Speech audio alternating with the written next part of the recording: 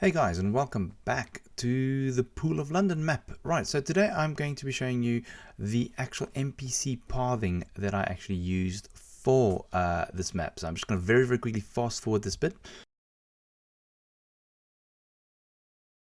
Right, okay, so the NPC pathing.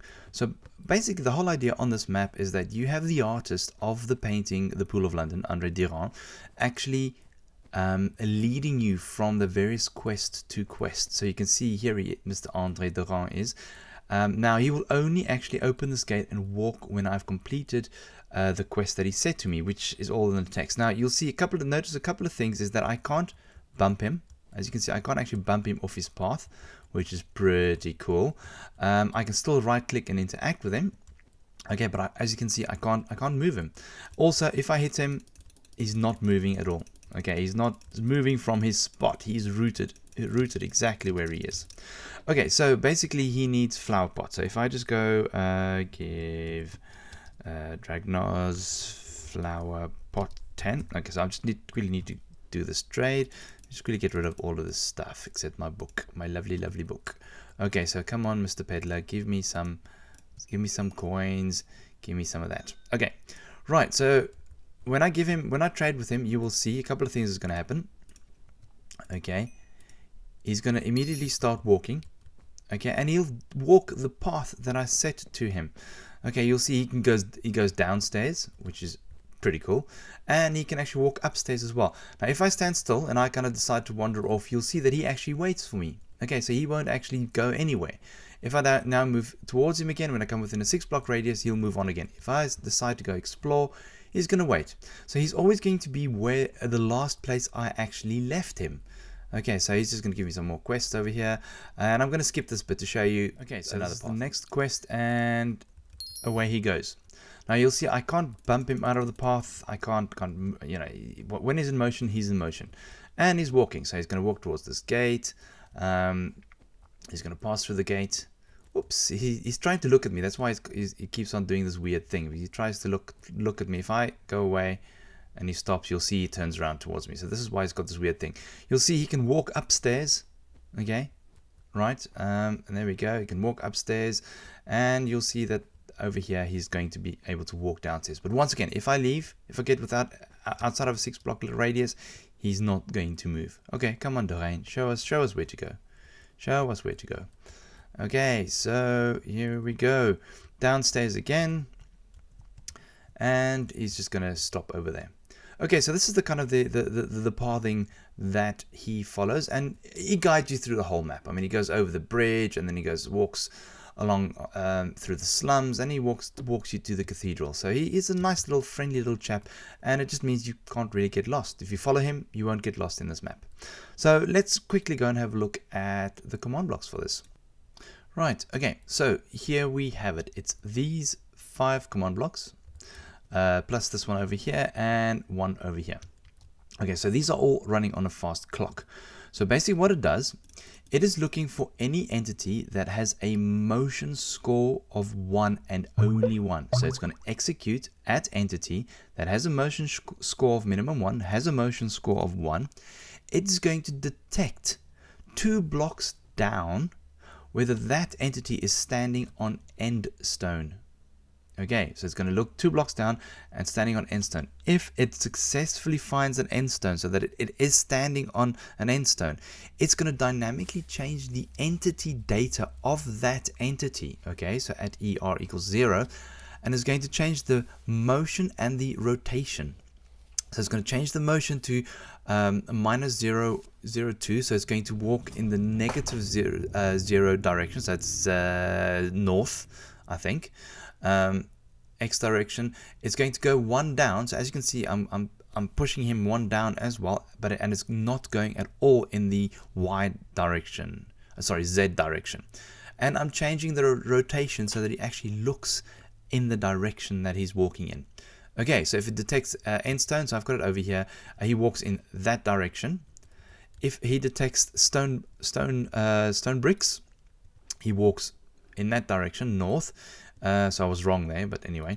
If it detects sponge, it walks in that direction. If it detects soul sand, it walks in that direction.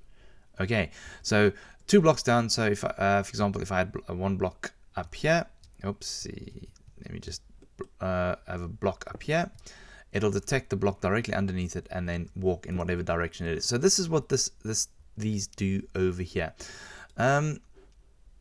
What does this one do? Okay, so this one over here stops you from being able to actually move him. Normally, if I've got a villager, so if I summon a villager, okay, you'll see that I am able to actually poke him. So I can actually push the villager around, and I can then nudge him off the path, which happened in the earlier versions of the map. Okay, so you can see I can nudge him off the path.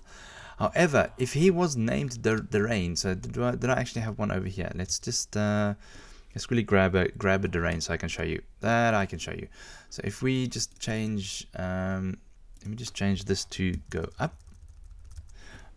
Boom, boom, boom. So if I go 1, okay, so this is now Mr. Derain, because he's constantly being teleported 1 block down. Okay, I cannot push him. Okay, do you see? If I were to summon exactly the same mob, let me just get him over here. I'm just going to change his name so it's not Andre Derain, so it's just Unde.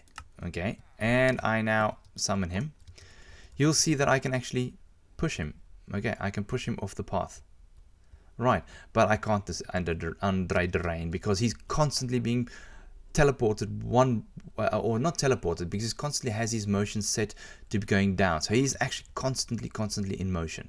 Okay, so that's a very, very cool function. Right, so we now have him walking in whichever direction you want him to walk. We have him so that you can't actually shove or push him off his path. Now the next thing is over here I've got a very, very slow clock. Now you'll see that only entities that has a motion score of 1 will walk. So what I've got over here on a slow clock, okay, I'm setting any entity that has a name of Andre Derain, I'm setting their motion to 0. Okay, so even though he's got a score of 1, that clock over there will constantly set him to 0. So that's about a 2-tick clock. But it's a slower clock, so it'll constantly set his score to 0. So he won't actually move. However, this block over here, which is very, very important, I'm going to be executing at any player, okay, who has a score of quest minimum 1. So when you're on a quest 1 or above, that player will then execute set at any, so it'll set any entity that's name is Andre Derain within a 6-block radius that is a type villager. It's going to set their motion score to 1. So at the moment his score is set to 0, but the moment I come within 6 blocks, I am changing his score to 1, which makes him detect the block and makes him walk. If I move away, slowly but surely, within that, when that thing ticks over, it'll set it to 0 and he will stop. Okay, very, very simple, very, very simple like that. So let me just go and show you, see if there's if I can show you another one of the examples. Oops, that's the wrong one. So where did we leave him? Let's show you one of the longer. Okay, I'll show you one of the longer. Okay, so this is one of his not quite long, but longer walks. So if I just trade with him again, give him one of that, give him one of that. Okay, and off he goes. So if I stand, remember, he goes outside of a 6-block radius of me, his scores gets turned to 0, and he stops. When I walk closer, I set his score to 1 and he starts walking again. When I go out of range, he stops. When I go in range, he walks again. Okay, so let me just show you the path. What would be? I'm trying to think what would be the best path to show you. Okay, the path over here is probably the best one. Let me show you. So all I've done is just laid out the path that he needs to walk by using the various stones. So as you can see, okay, there's hoppers. This one uses hoppers. Okay, hold on. There we go. All right, so here we go. So as you can see, this is how he gets down the stairs. So that changes direction until he hits that. He moves on to that, and then he gets pushed to this direction. Hits that, he gets pushed into this direction. There, and then he will stop. He will stop on that block. Now this is important because this was a bit of a difficult one because the paths actually cross here. Okay, so he stops here, you go down the stairs, you go do your business, and then you actually come out far down this way. Now you'll see this whole street actually is made, so he can walk anywhere on the street. He will walk directly up.